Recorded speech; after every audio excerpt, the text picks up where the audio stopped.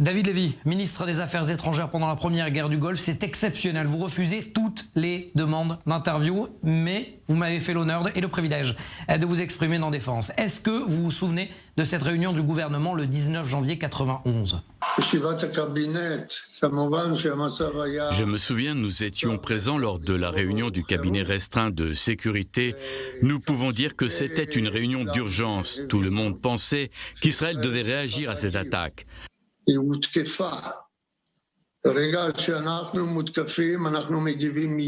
À partir du moment où nous sommes attaqués, nous devions de réagir. Sauf que le problème était plus complexe. Il était différent.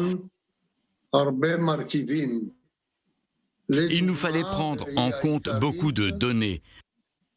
Le plus important était cette coalition internationale formée par les États-Unis, dont la Ligue arabe faisait également partie. Dans la mesure où les États-Unis craignaient à juste titre que si nous réagissions ou qu'on rentre en guerre contre l'Irak, cette coalition serait décomposée. Il fallait donc prendre une décision raisonnable qui prenait en compte toutes les conséquences que cela aurait pu engendrer et permettre aux États-Unis de réussir leur mission contre Saddam Hussein. Je confirme que les avis étaient partagés au sein du cabinet de sécurité israélien. Une partie d'entre nous était favorable à une attaque immédiate et pensait qu'on ne pouvait pas ne pas répondre à ces tirs de missiles. L'autre partie, qui comprenait des ministres et des officiers supérieurs de l'état-major, qui pensaient comme moi qu'il fallait laisser les États-Unis opérer. Je peux vous dire que le Premier ministre de l'époque, Yitzhak Shamir, paix à son âme, a respecté la majorité du cabinet et s'est prononcé en faveur de cette coalition internationale pour lui permettre de réussir sa mission et de ne pas entraîner à cause de notre action sa dislocation.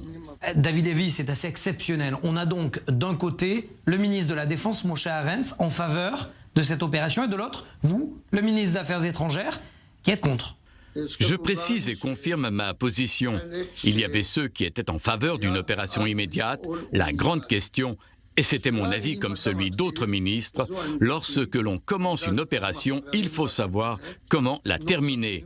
C'était la question paradoxale si nous étions intervenus en contradiction des intérêts géopolitiques dont je viens de parler. Cela aurait pu nous placer dans une situation très complexe.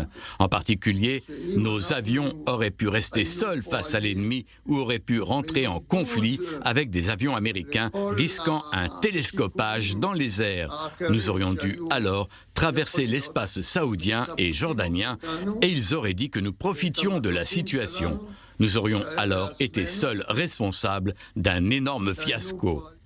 Merci David Lévy, ancien ministre des Affaires étrangères pendant la première guerre du Golfe, pour cet entretien exclusif. De rien, bonne chance.